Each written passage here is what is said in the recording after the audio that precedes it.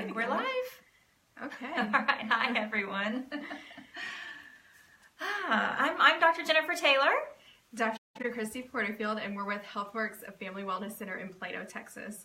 And we'd like to talk a little bit today about something that you may have heard in the news lately. It's gotten a lot of press, and that is the opioid wow, that is a tongue twister I was not expecting. The opioid epidemic. Exactly. In America. This is now becoming a very big topic because, you know, healthcare is a huge topic right now in our country. And with so many people in chronic pain, the opioids have been skyrocketing as far as prescription drugs are concerned. And it's destroying, you know, towns across America.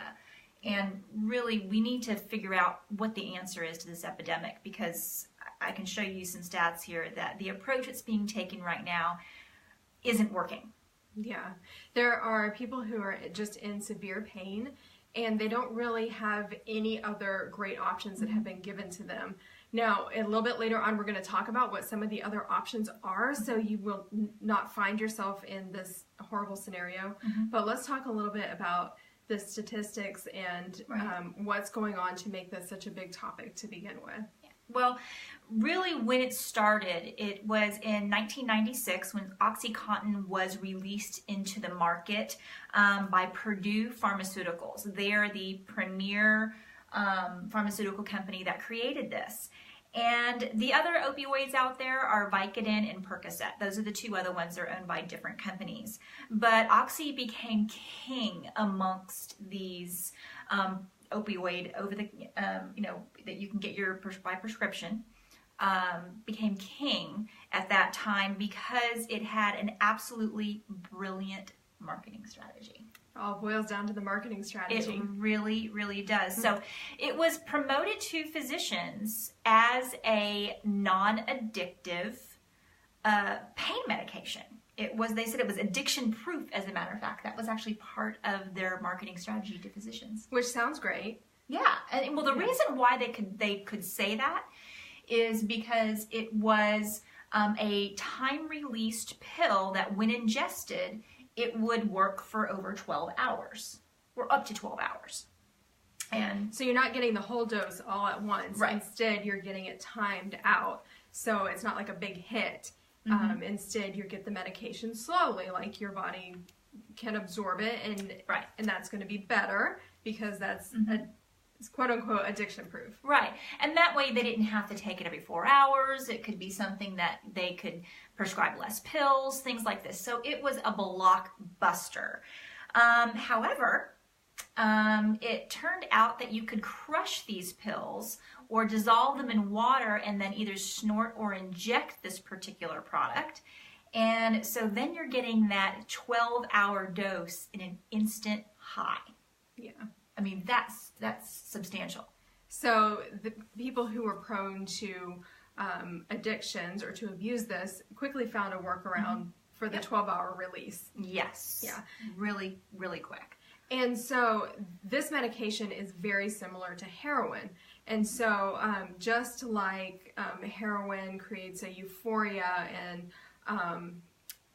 the opioid will do the same thing. And so people who were prone to that addiction now had a new legal way of getting that high. Exactly. And think about opioids, whether it's heroin or the Percocet or Vicodin or the OxyContin.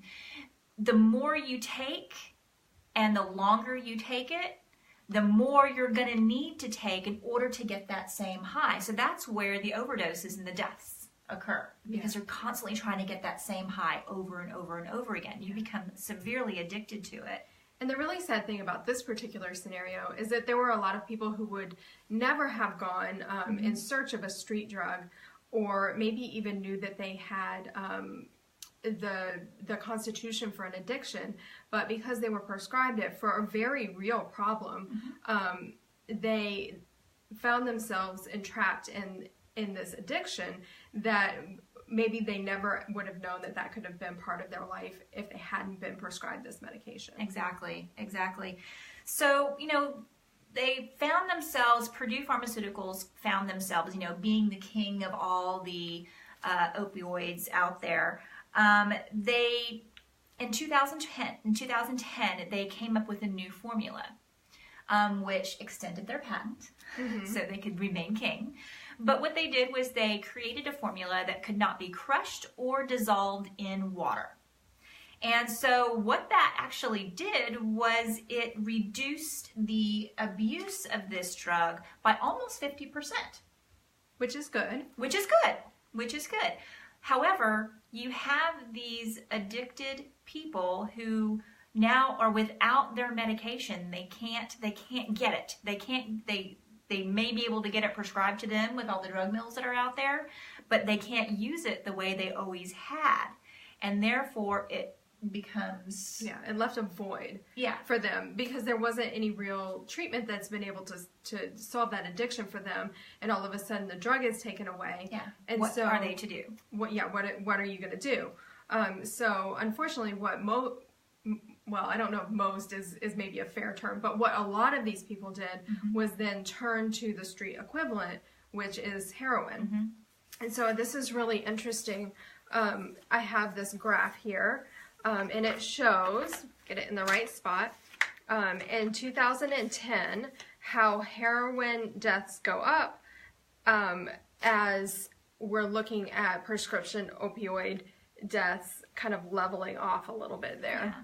And this one right here is the male and female. You can see exactly, what happens during here. And you can see that sharp uptick right there. In 2010, that's heroin deaths right there, going straight up right in 2010 when this new drug, this new formulation of Oxy came out. Yeah, pretty substantial there. Yeah, and all the other sources show the same thing. This one compares other street drugs. We've got our green line at near zero, marijuana at the bottom. We've got our opioid prescriptions here. And then our heroin again in blue, and you can see that uptick around 2010. And that's when people really were desperate for something else because, addiction is real, guys. Like it's not just a matter of their will. They have a real problem. A real physical need. That they needed to fill, and that's where heroin could fill that need for them. So let's put this in perspective. I think it's important to understand, you may not know anybody that is addicted to these medications or heroin. You got to really kind of wrap your head around this, how desperate this situation has become in the U.S. So according to the CDC, 53,000 Americans died from opioid overdoses in 2016. That's in 1 year. That is more than the 36,000 that died in car accidents, and more than, what it says right here too, it kills roughly 142 Americans a day. That is a September 11th every 3 weeks. 142 people a day. It's a real tragedy. Like, it's hard to really even think about those numbers. It's heart-wrenching. And for the people that haven't overdosed, I do know somebody personally that had been addicted to Oxy, and to see the ripple effect of that, and not only in their personal life, they thankfully have not overdosed, but it's just really been like slavery in their life. They're addicted to it, and they've lost family homes and family property and hurt children and had in car accidents. And just to see that ripple effect through so many people because of a simple addiction that started with a pain problem. Yeah, it can start as simple as that. There are people out there that, were moms, dads, brothers, sisters, grandparents even, and they never thought that they would be at this place. It's a very, very scary thing, and this is how prevalent it is. 6 in 10 Americans are taking an opioid prescription right now. 6 out of 10. And the U.S., we actually consume 80% of all the opioids manufactured in the world. Guys, we're only 5% of the population of the world. And we're consuming 80% of this stuff. Yeah. And I don't think that's because Americans have 80% of the pain. No. I think it's just that we haven't been aware because of great marketing on the part of these people. Right. What our other options are. And there are other great options There out there. are. And you think to yourself, well, how does this happen? How does a pharmaceutical company get away with this stuff? I mean, you're probably thinking that right now. They are pushing this stuff. They've created an epidemic through brilliant marketing. Doctors, they took their word hook, line, and sinker, and now, what do doctors have? They have drugs and surgery. That is their toolkit for helping people. And trust me, these doctors, for the most part, except for there's unscrupulous ones out there, of course, but they want to help their patients, right? I mean, you hear exposés about drug mills and, especially, Florida always gets the bad rap for that, where, they're just supplying people with these drugs, but that is not really how this problem happened. Those are very few and far between. It's just simply that this is a tool that we had and we didn't realize what the consequences were going to be. Right. And the marketing, like Dr. Taylor said, was great. I mean, it boils down to the marketing of it, and then we see the consequences later. And they were actually, the government did slap a fine on Purdue Pharmaceuticals, and it was specifically for they pleaded guilty, and they were slapped with a lawsuit and everything for misleading the public about OxyContin's potential for addiction and abuse. So what they proved here is that Purdue Pharmaceuticals knew that there was a significant risk for abuse, addiction, and death. Yet they did not tell that to physicians until it actually came out of the market and you actually saw people dropping dead. And you know how much they were, do you know how much they were fined? $1 billion. $634 million. And to you and I, guys, that's like 50 cents. Yes, because they've already made $14 billion on this product. Wow. And after they were slapped with a fine for misleading the public and this epidemic has gone nuts, they can still sell Oxy. It still on the market. Really seem fair. Nothing has changed. It's the cost of doing business, guys. This is a fixed number. They knew something was going to happen. Like if you looked at that as an investment, so what are the numbers again? $14 billion made. $14 billion made. And we've got how much of a fine? $634 million. $34 million. Okay. So that's a great investment. Yeah. Right? Oh, yeah. You just put in $634 million plus, whatever the R&D was, and you get $14 billion out of it. Score. Yeah, I mean, no wonder, right? Like that is while not ethical, a good business return. Right. Hey, and you know what? They're actually making another $563 million per year in sales from the side effects of this pharmaceutical from opioids. Because you know what the number one side effect of opioids are? Just taking them like your doctor prescribed, 90% of people suffer from this. What is it? OIC. OIC? OIC. What is it, you say? It is opioid-induced constipation. There's a drug for that. And they're making $563 million additional dollars for that particular medication that now they provide. Yeah. Wow. It's a snowball effect. It really is. So this is what you're seeing. This is what we're seeing all over. So how is our government, how are the pharmaceutical companies, how are they actually coming together to try and fix this problem that was created by the pharmaceutical companies? How do you think? Well, I've got some bullet points here. Yeah, let's go over them. Okay. So what our government has done is they actually have a new task force right now, and they're restricting and monitoring the prescribing of all opioids. So there's been a huge crackdown on doctors. That's why all these mills have been, So there's a registration process that physicians have to go through, and in order for them to prescribe drugs, it's logged. So no one physician can overprescribe any particular opioid medication. Right. Then I just mentioned there's new drugs to deal with the side effects. Okay. They're also telling physicians how to prescribe but to give another drug in case that there is an overdose. So if you get to this patient on time, like say in ERs, or they're even putting it in ambulance for all those people they see on the side of the road. It's called naloxone to reverse the toxic effects of opioids. So it can actually reverse that high immediately to save these people's lives. And they're also prescribing other drugs to take the place of this. So instead of using oxy, they're giving things like gabapentin. Okay, which is also a pain reliever as well. It's an anti-epileptic drug, but they find that it works really great for pain. But now that's becoming abused as well. Yeah. So that's a whole different story. We won't even go there, but you can look that up yourself. So, more drugs is their answer. Stopping one funnel or slowing it down with the physicians and then adding more drugs on top. That is the answer currently that is being given. Luckily, there are other options besides drugs. Mm-hmm. You know, I mean, so most of the pain that people are being prescribed this for is actually spinal pain. Mm-hmm. Some of the statistics are that 100 million Americans are suffering from chronic pain. Wow.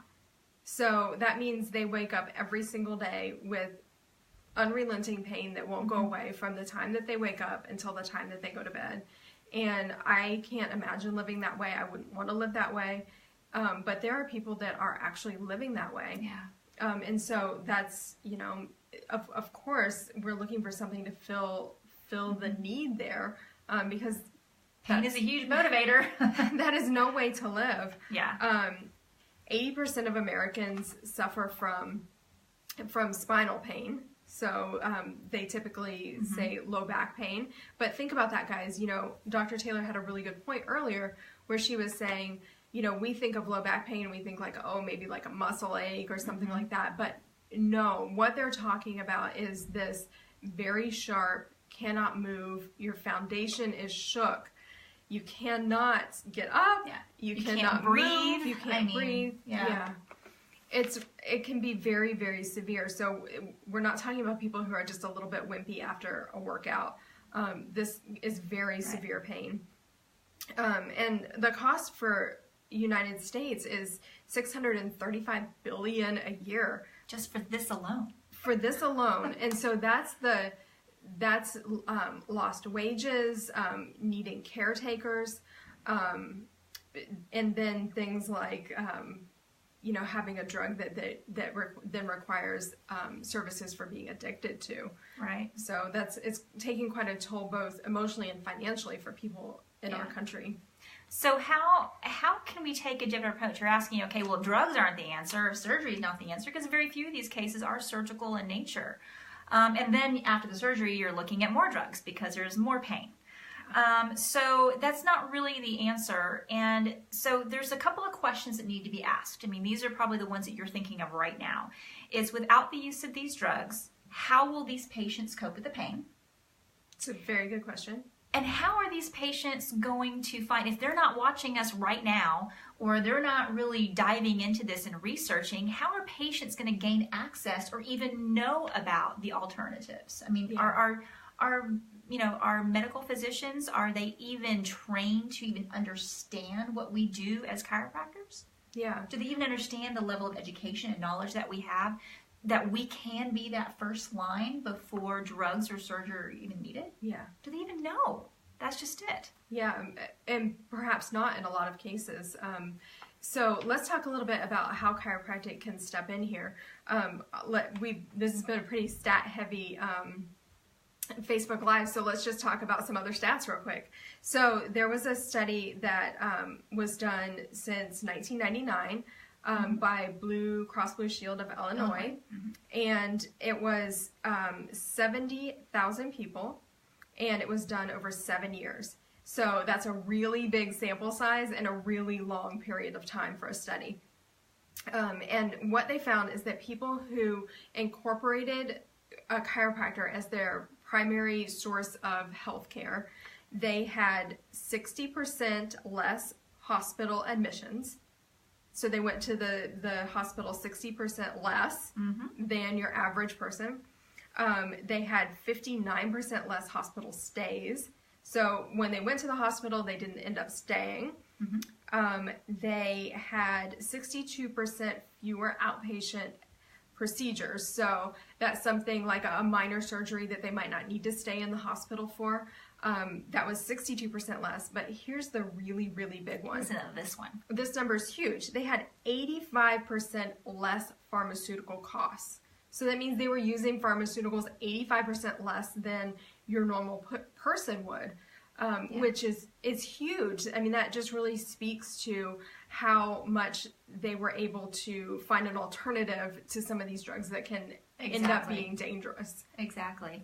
So why, I mean, we know that doctors out there, they really want to help their patients. Yeah. So why is it that they don't know about what chiropractic can do? Do they even know about this study? We'll talk a second about another study that was very similar to this that was done as well with another group that was specific to chronic pain. This was just overall health in general. So we'll look at one here in a second that was specific to chronic pain. But if a doctor doesn't know what we do, if a doctor doesn't understand how we're educated, are they going to feel comfortable sending you their patient who they really want to help to us? Yeah. Probably not. I would never send a patient of mine to somebody that I didn't know what they did or understand what they did. Exactly. I mean, doctors have a level of responsibility to make sure they refer you to places that will actually help. Exactly. So just on the basis of education, I think it's really important. I think for you as our patients, as those of you that are watching, should really understand what it takes to get into chiropractic college first. So I'm going to show you this right here. This is here you go. So this is based on Parker Chiropractic College. That's where both of us graduated from. Compared to Harvard Medical School and Stanford University, they're medical schools there.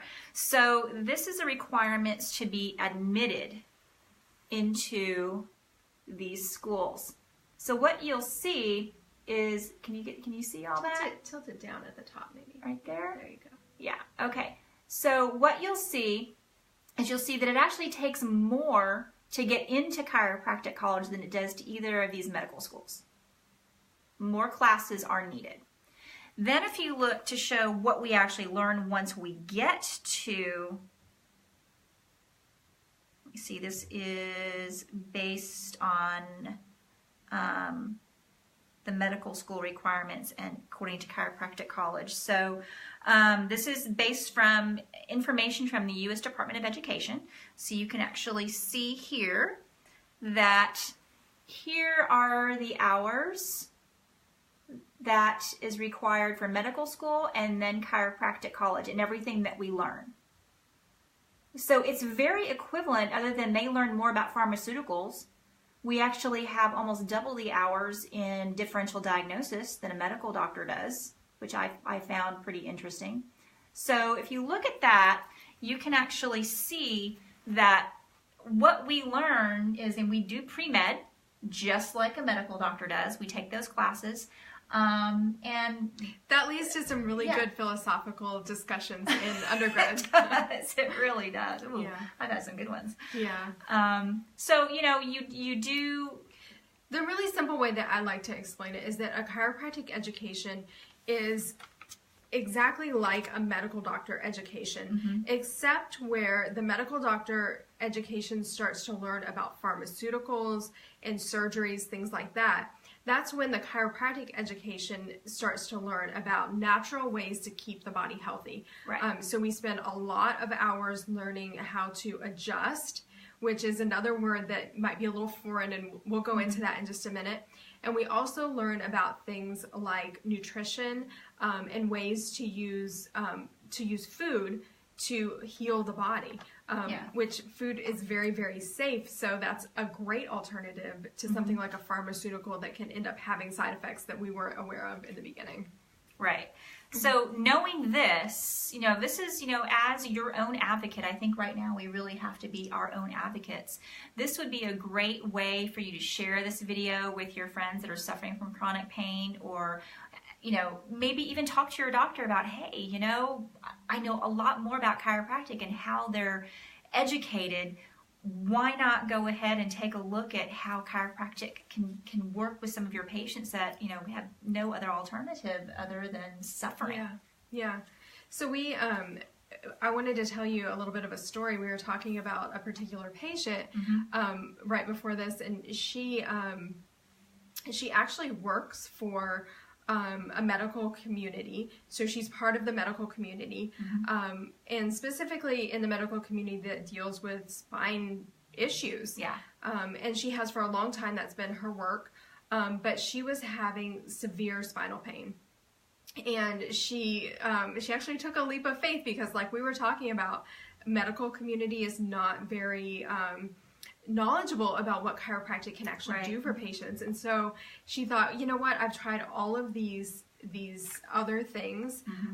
She was just prescribed an opioid, and she was taking 4 tablets a day. It was, and she's managing it well, but she knew, knew there was another way. She wasn't addicted, is what we're trying to say. So she was simply using it for pain relief because she was in so much pain, and it was working for her. But she knew that wasn't sustainable long term, nor did she want to do that long term. And so she's been under course of care for about a year and a half. Really, just when it comes to chiropractic and healing the body naturally, it's never an overnight type of thing. So she's stayed the course, she's gotten her adjustment, she's changed some things about her lifestyle, and she's been able to reduce her medication by 50%. Yeah, that is huge. Working with her doctor, again, that's not something that we can do as chiropractic physicians. We can't take anybody off or put anybody on medications. Again, we want to remain that way. That's not our scope of practice, nor what we want to do. So it's really important that these patients are able to work with their doctors as they're working with us. Yeah. To slowly wean them off of these medications, because the withdrawal is terrible. Yeah. With these. So it has to be done slowly and very carefully. Yes, absolutely.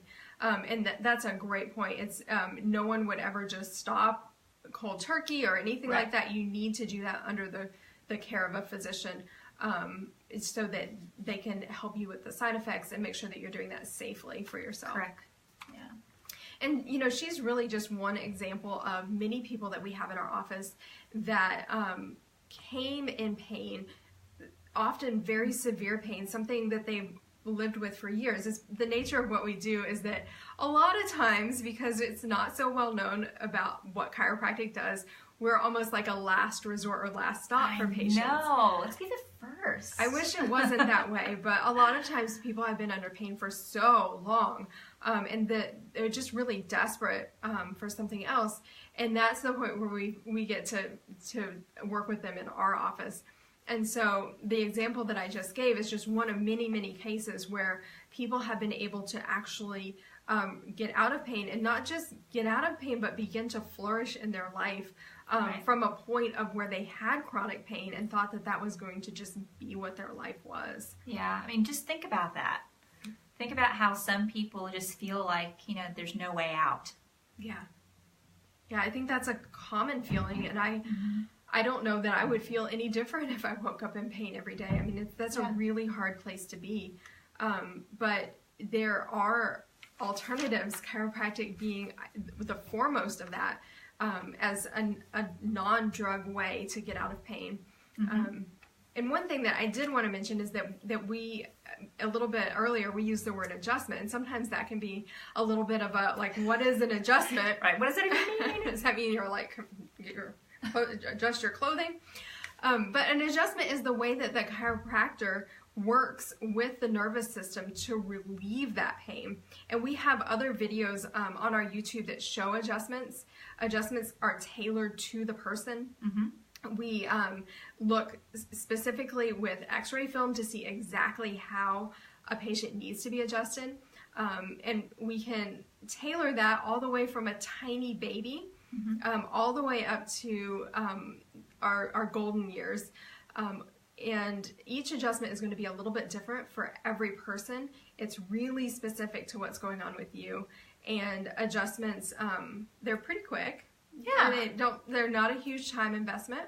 And despite what you might see on TV, they're actually very gentle. Yeah, there's several different ways to adjust. And I think with chiropractic, especially since it's so hands-on, it's very personal.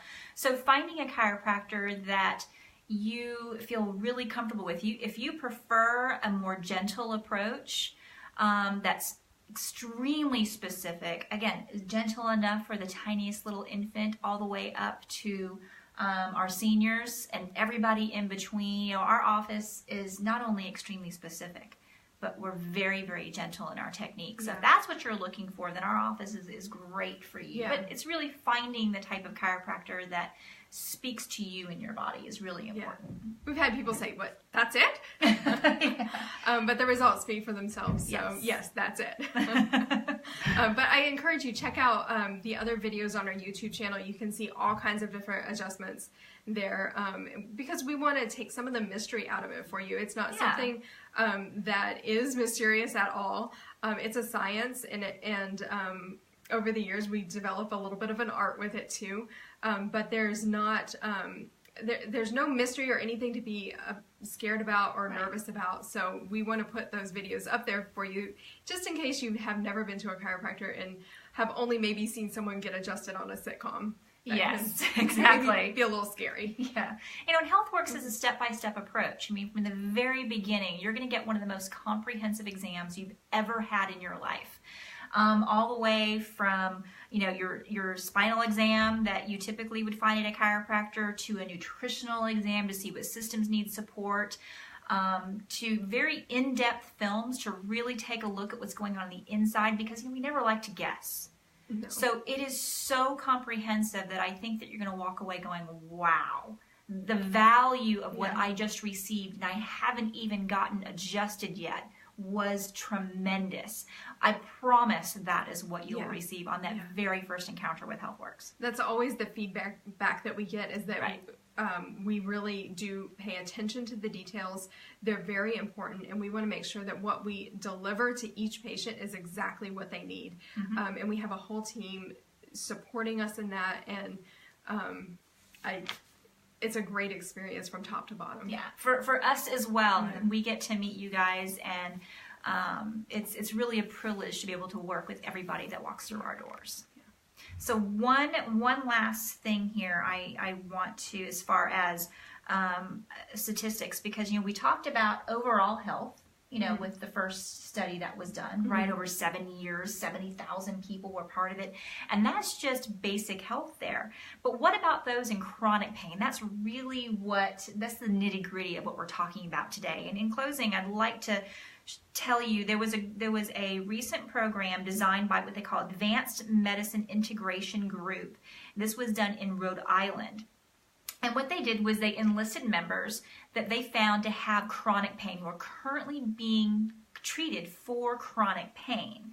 And what they did was they enrolled these people in a program that used holistic case managers, nurses, to manage. Obviously, a lot of these people were taking medications, right? So they had to make sure they managed those well. So a really good holistic group there, along with significant patient education, chiropractic care, massage, and acupuncture. So they put all this together into a program.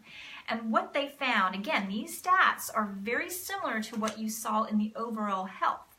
So what we're seeing is it reduced per member year total average medical costs by 27%. So overall, their medical costs were 27% less. It decreased the average number of ER visits by 61%, so again, very close to the other one. It lowered the number of average total prescriptions by 63%.